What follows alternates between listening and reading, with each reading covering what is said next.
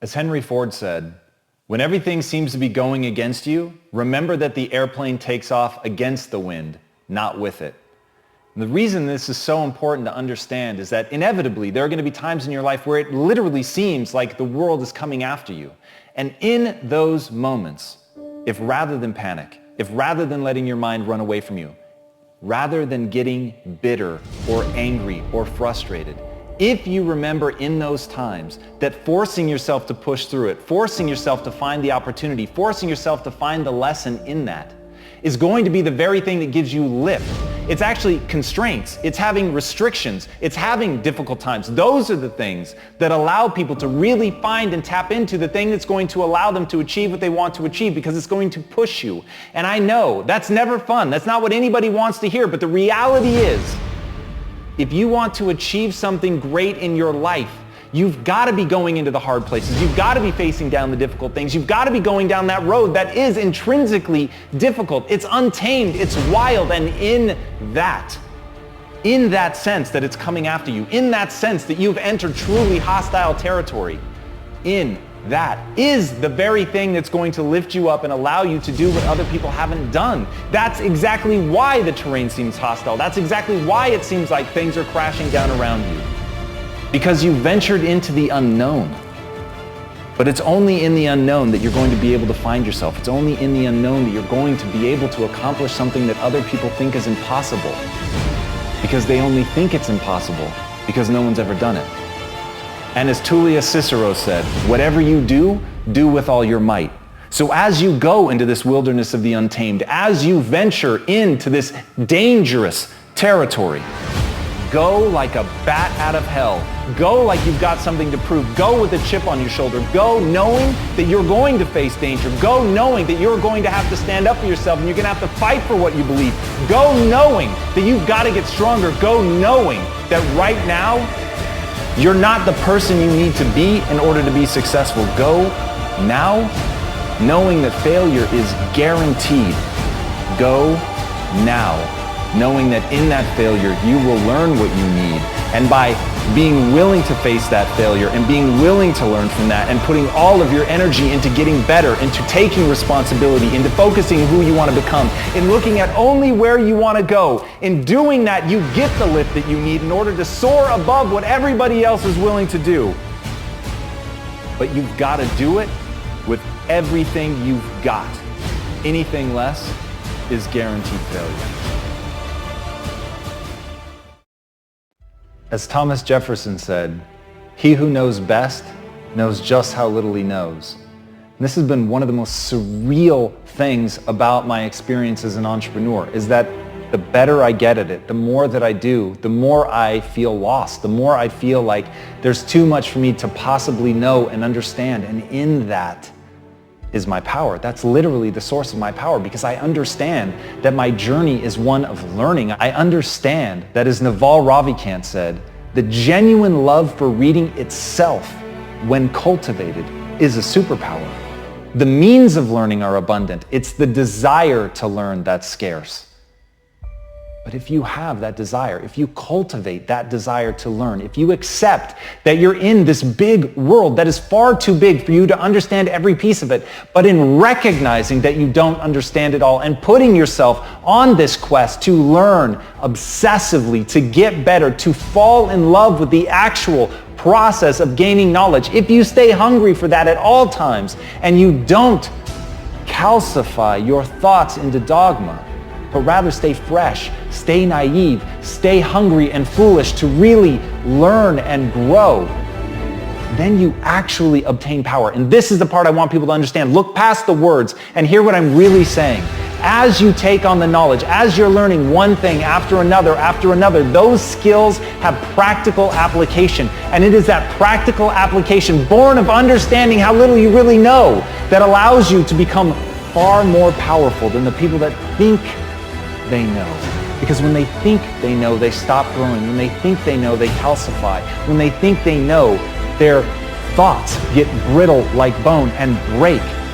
But when you think you know nothing, when you think you have to learn everything, when you're really just trying to figure out if something works, if it gets you the result, then those skills become real. They become tested by what you're doing. They are boundless because you're always trying to find that next thing. You're never self-satisfied. You're never self-congratulatory. You're simply asking, where do I want to go? What skills do I need to acquire to get there? And knowing that each one of those that you get, brick by brick by brick, builds a real path to where you want to go. So fall in love with the idea that you know nothing. Fall in love with the idea that learning is a superpower. Fall in love with that hunger. Want to get better every day. Never be tricked by the desire to be self-satisfied. Never be tricked by the desire to be great today. Never fool yourself into thinking who you are today is who you can become. I don't care how far you've come. I don't care how many accomplishments are in your rearview mirror. If you fall prey to that, your past will always be bigger than your future. And there is one mandate that I make of myself and anyone else that wants to be around me. Your future must always be bigger than your past. And the only way for that to be true is to love how little you really know, and to love how much you can learn if you just keep going.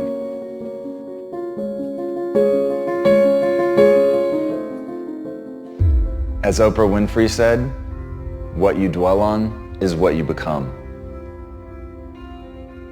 Once you understand that humans are the ultimate adaptation machine, and you understand that the brain actually builds faster and better connections between the things that you think on, you will begin to understand that it is incredibly important to be thoughtful about what you think about.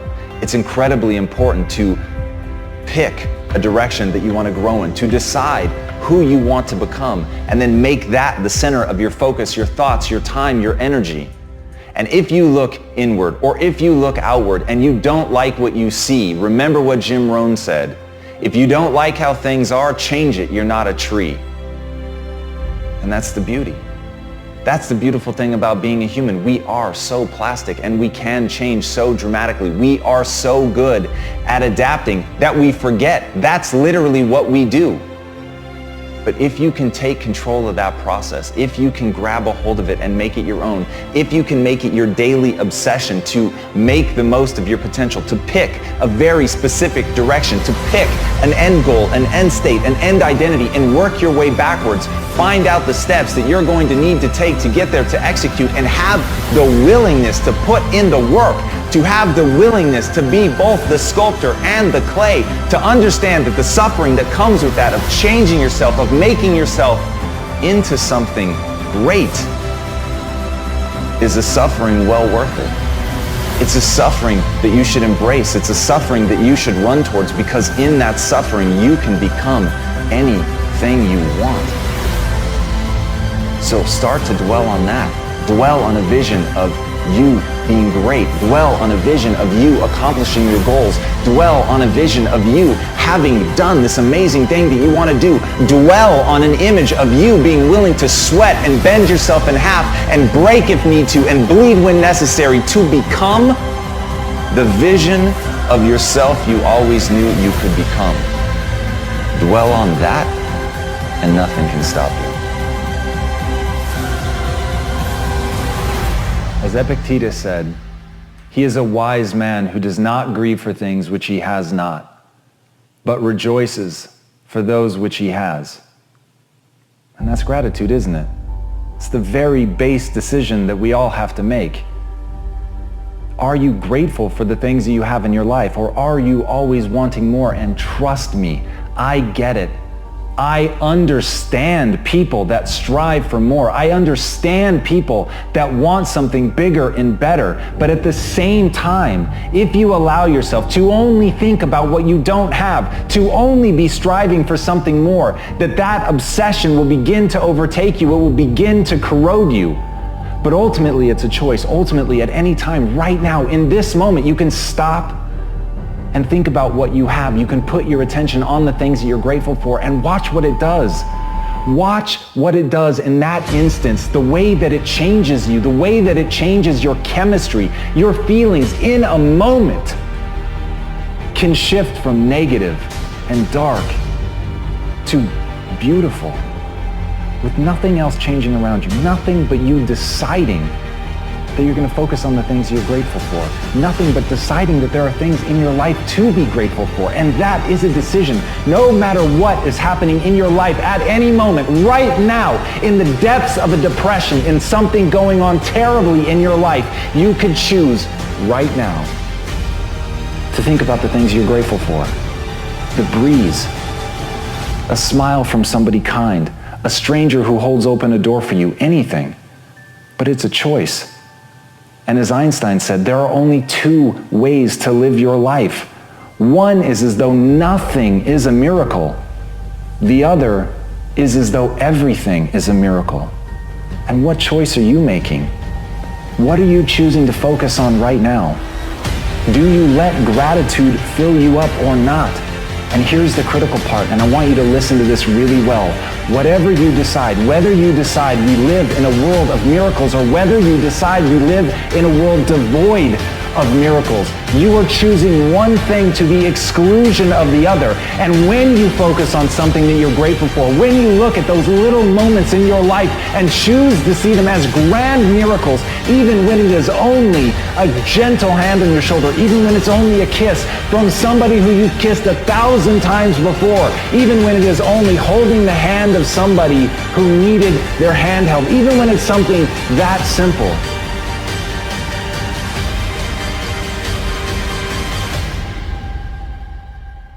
it really is a miracle, that it really is something that can fill you. It really is something that will change your chemistry, bring a connection between two people, allow you to see a grander vista, or even just open a window and look out at the world and realize that you're alive, that this is all a miracle, that none of this is guaranteed, that every breath you take could be your last.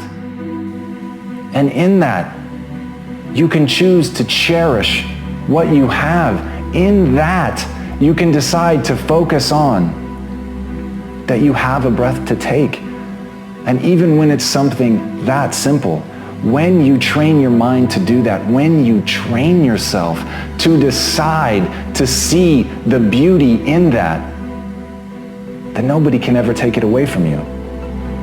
And no matter where you are, no matter what's going on in your life, you'll be able to rise up and feel the beauty that is being alive.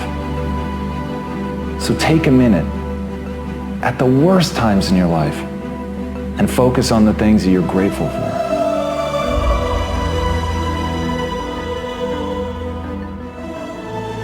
I want you to burn into your nervous system the following statement, because it is a fundamental truth of the human condition. It is literally the baseline physics of what it means to be a person. As Earl Nightingale said, we become what we think about. And that's an idea that I want you to hold firmly in your mind. That's something that I really want you to internalize. I really want you to stop right now. Whatever you're doing, I want you to stop, lean into this video and listen to what I'm saying. You will become what you think about. Really think about that for a second, as if it wasn't just a phrase, as if it's more than just words, as if it were a truth about how the brain works, because it is. You're going to become the thing that you think about. And I know that you're dwelling on a lot of negative shit. I know that you're carrying a lot of baggage with you. And I know that as you think about how things might go wrong, that you believe to the core of your being that you're just planning for the hard times. But the truth is, you're going to become those things that you fear. You're going to become the things that you dread. If you're thinking about all the things that you've done wrong in the past, you are going to simply continue that cycle. But if, on the other hand, and let this be true, let this ring in your ears with the weight of everything that I carry, if I've ever added an ounce of value to you, if anything I have ever said has seemed remotely true, believe that these are the most important words I'm ever going to say to you. If you begin to focus on positive things, if you begin to focus on your capabilities, if you begin to focus on the potential that you have, if you really dig in, build those skills, drive towards something beautiful, something amazing, something that leaves you in awe, that you want to create, that you want to become the vessel for that, then you will become that thing, because you will take those steps, because you become what you think about. And as Mark Twain said, 20 years from now, you'll be more disappointed by the things that you didn't do.